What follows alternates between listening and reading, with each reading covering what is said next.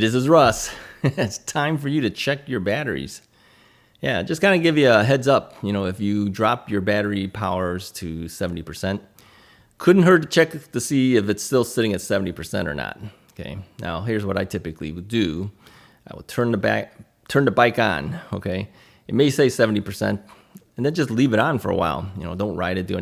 You could do this. You could lift the rear tire. Some people tilt their bike towards the side where the kickstand is.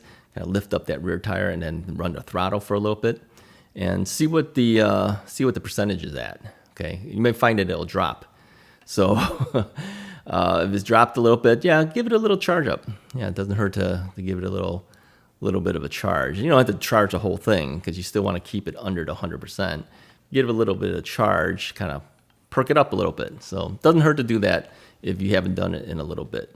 I mean, a lot of us probably, took care of our batteries just before we hung it up for the winter. And so if it's been a month or so, yeah, check it out. Yeah, and then give it a little charge up and then stop at that point. All right, that's your maintenance update for the day.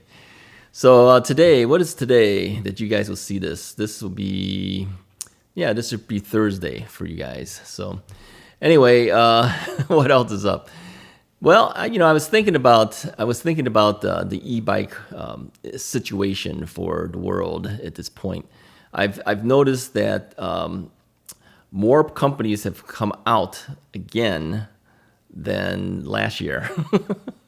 I don't know what the thing is. It's like all these companies come out of the woodworks. They just kind of sprout out of someplace. Yeah. So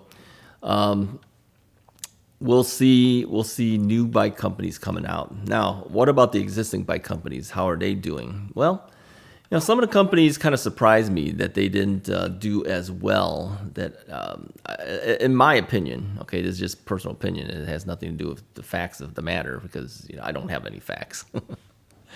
But it kind of seemed to me that companies were getting a little more conservative of how they deal with their e-bikes because, as you know, like in New York, you have to get UL batteries in order to sell in New York. I think it's New York City. I'm not sure if it's all of New York, but that put a damper on some of the companies. Some of them don't have the UL approvals; they can't sell into there. And I wonder if that's going to be what's going to happen going forward. So, but one company comes to mind more so than any, and that would be Rad Power Bikes. Okay. Now, the whole thing with Rad Power Bikes, it was the very first brand that I had purchased. I actually bought that bike, right? I bought that Rad Rover 5. That was my very first e-bike. And at the time that I bought it, Rad was like on top of the world. I mean, they were like the e-bike company. And so shortly after I bought it, we started seeing, they've got Rad Power Bike stores coming up. Well, they've closed a couple of those stores now, okay? And then they got some huge loan or something like that. And then they were hiring a lot of people, and then now they started laying off all these people and everything. So it kind of tells me that their business didn't go as well as they anticipated it would be going. All right. Then I look at some of the discounts that were happening, like they came out with their new trike last year, and I don't know what the price was. What was that thing, like $2,500 or something like that? And then towards the end of the year, it was dropped down to like $1,000 off. It's like $1,500. Just because there's competition. I mean, you had Electric had their trike out, and it was in that general price class. So to sell against it, they dropped it like $1,000. And then after the Christmas time, I was looking at it, it was still at $1,000 off. So I was thinking either this thing is not selling or their company's a major issue going on. So I still have credits for that. People have bought Rad Power Bikes, and they got the discount code on all my videos. It has it on the list.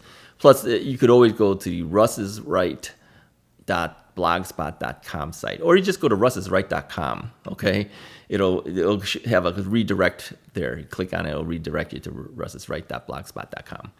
And I have a list of all the discounts that are available to you, for the manufacturers that I've reviewed bikes for, but also the Amazon affiliate links are all listed there. So So anyway, because people have used the RAD discount, which saves them $50, and then RAD gives me $50 as well for referring you that way, I've built up a certain amount of money, and I have enough for a couple of bikes if I wanted to. I've been holding off and using that discount to buy bikes because I'm like, is there a new bike or anything new technology coming out? I'd rather buy one of those so I can play with it more rather than just buying an existing bike they've had forever.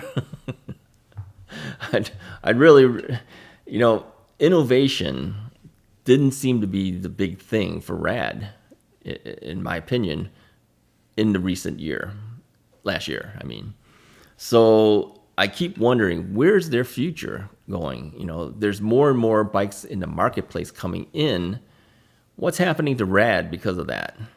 Put your comments below. Let me know what you think. Now, I'm not saying that RAD has gone down or anything like that. I don't want to start any type of rumors or anything like that. I'm just saying from my observations, when you discount that heavily on a product that you just came out with that year, I mean, $1,000 is pretty hefty. You either overprice that product or you can't get rid of the product. That's what I keep thinking. It's one of the two things I keep thinking of. And then I look at the current bikes, the Rad Rover 6 came out to replace my bike, and nothing really was available to overdo that one. That was out for, 2 years? Something like that. So they've got to have something coming out. So maybe they'll make an announcement soon. Maybe it's already announced by the time this video comes out. I have no idea. But they've got to do something because they're falling behind is what I'm saying. Now, even the existing bike companies that I've done reviews for, other bikes have now come out that, are either faster or have bigger batteries or whatever. So industry is kind of changing a little bit is what I see for this year. So I keep thinking, what's the new stuff that, some of the existing companies will do, like Magicycle or Himiway or some of the other brands, Engwe that we have. What are they going to come up with? What is it going to be? Faster bikes and this whole thing with the faster. We'll do this on maybe the next video we talk about. But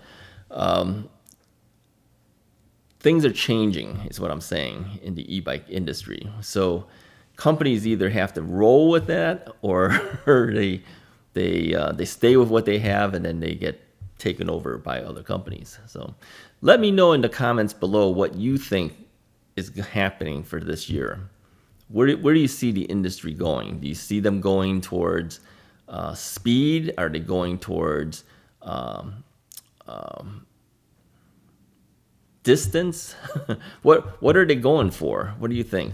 Okay.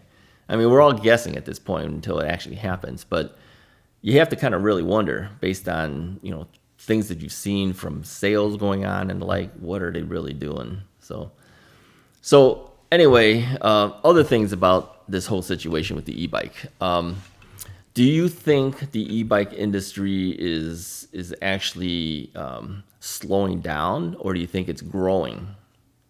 That's a question that I think we actually really have to ask, because I've seen and read some things where they think that the e-bike industry is not pulling in what they thought they were going to be pulling in. All right. I mean, there was a time when I first got into e-bikes, it was all the rage, but that was usually, I think it was right after the pandemic was slowing down to the point where people were able to go back out, and they were saying it was hard to get bikes. Remember that time? It was like a couple of years ago now, right? Where you couldn't even get a bike. Even non-electric bikes, you couldn't get a bike because everyone wanted one, right? Remember that time? And then when e-bikes started to come in and everyone's talking about e-bikes, everyone wanted to get an e-bike, and then you had to wait for delivery. Remember that? Okay. Do you think we're still in that kind of phase where it's that popular, or do you think it's slowed down?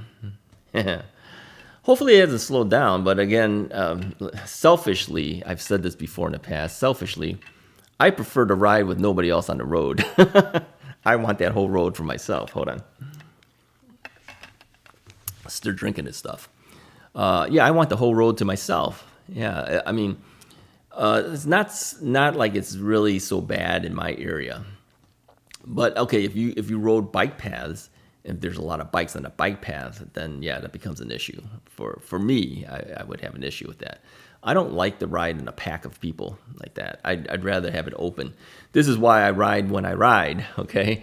I usually ride when everyone else is working, because that way I know that I have the path more available to me. My preference, as you know, is not riding bike paths, though. I've said this many times. I prefer to ride on the street because, first off, I can go a little bit faster, and secondly, I get less comments from people.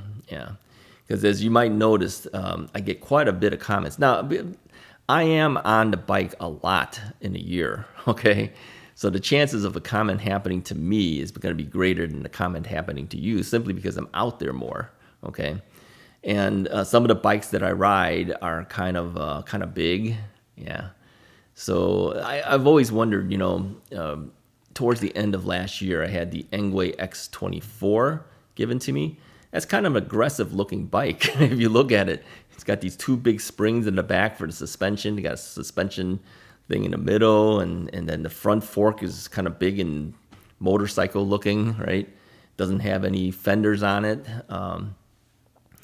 Yeah, it's kind of aggressive looking bike. And a bike like that is going to gather either people looking at it or they're going to have comments about it, right?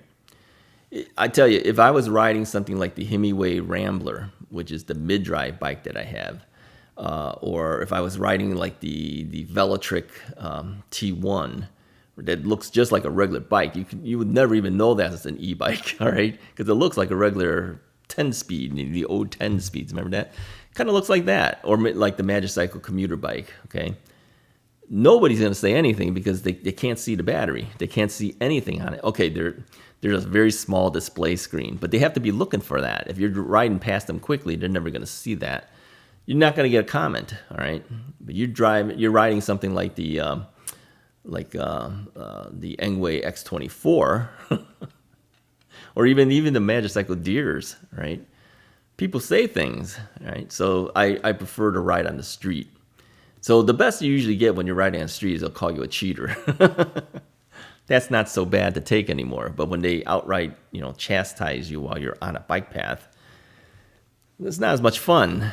So anyway, let me know what you think, what the comments are for that.